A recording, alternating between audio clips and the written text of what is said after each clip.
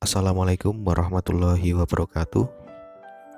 Teman-teman sahabat YouTube dimanapun kalian berada, mudah-mudahan kalian dalam keadaan sehat walafiat.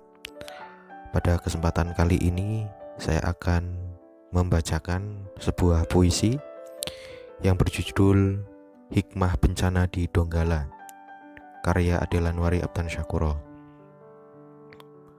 Perlu teman-teman ketahui bahwasanya puisi ini pernah dibukukan dalam sebuah event kepenulisan, di mana event kepenulisan tersebut adalah project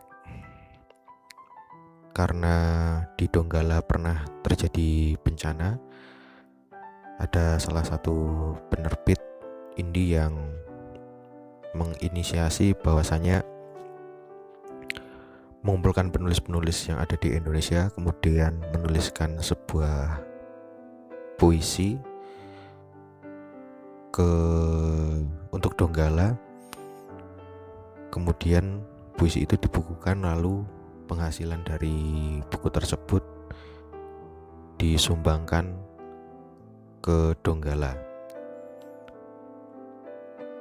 Baik, sebelum saya membacakan puisi yang berjudul Hikmah Bencana di Donggala, saya akan mengucapkan terima kasih kepada teman-teman yang setia untuk menyaksikan video saya dari video yang pertama sampai dengan video yang terakhir ini saat ini. Dan juga saya mengucapkan terima kasih karena teman-teman sudah berkenan subscribe, kemudian memberikan like dan komentar yang positif untuk membangun channel ini. Bagi teman-teman yang belum subscribe, silahkan bisa untuk subscribe secara sekarang juga agar channel ini semakin berkembang. Sebelum saya membacakan puisi, seperti yang sudah saya sampaikan di video sebelumnya, bahwasanya saya menulis sebuah buku yang berjudul Antologi Cerpen New Tidak Normal. Di video yang lalu juga sudah ada pembahasan mengenai bedah bukunya. Jadi nanti teman-teman kalau penasaran dengan deskripsi bukunya, kemudian yang lain-lain, nanti bisa cek link deskripsi. Kemudian juga kalau teman-teman berminat memiliki bukunya, nanti juga silahkan bisa cek pada kolom deskripsi.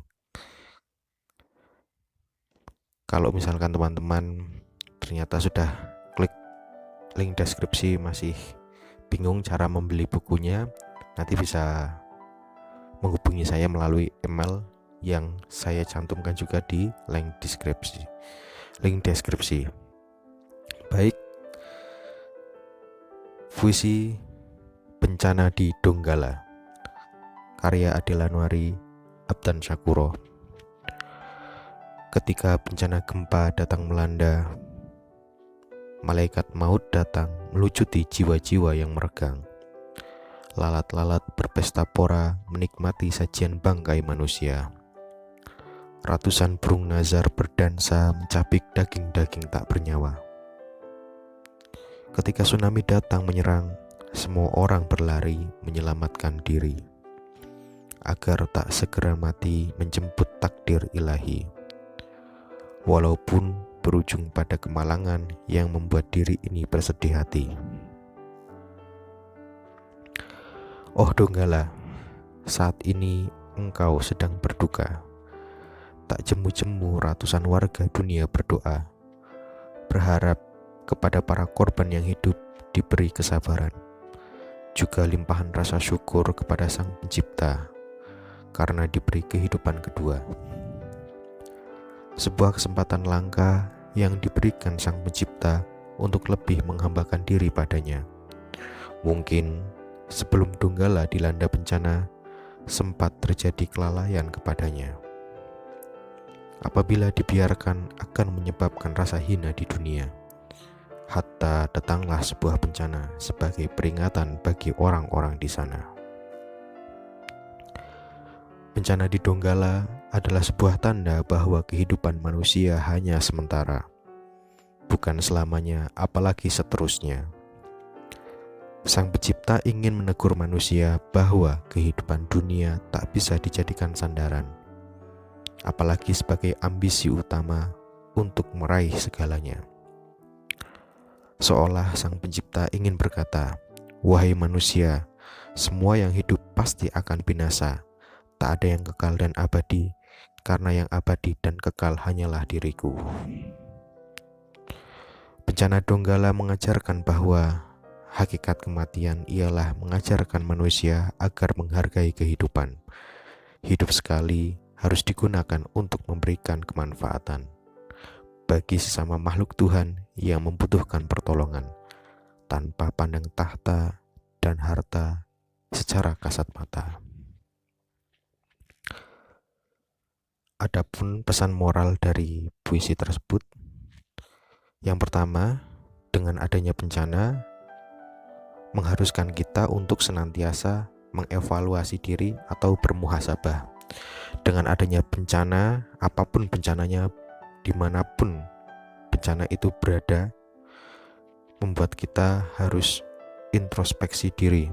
Apakah bencana tersebut karena kelalaian kita terhadap ajaran-ajaran Allah Subhanahu wa Ta'ala, ataukah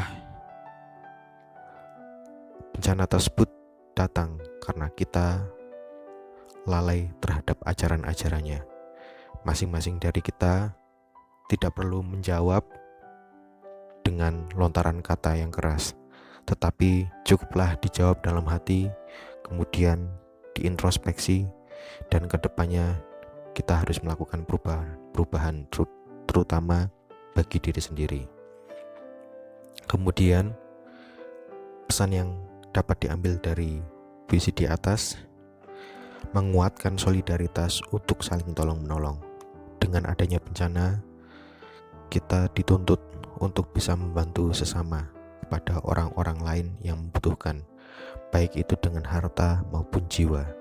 Jika orang bisa memberikan bantuan berupa keduanya, maka orang tersebut akan memberikan bantuan berupa harta maupun jiwa. Tetapi jika ada orang yang hanya diberikan kemampuan harta, maka tidak mengapa memberikan sebagian harta untuk disumbangkan. Tetapi ada juga orang yang tidak diberikan kemampuan membantu dalam bentuk harta, dan dia hanya mampu memberikan jiwa raganya untuk membantu, kemudian dia menjadi seorang volunteer atau relawan, maka itu tidak mengapa, dan semuanya itu sama-sama baik. Dan pertanyaannya, apabila ada orang yang tidak mampu memberikan harta maupun jiwa raganya, terus dia akan membantu apa?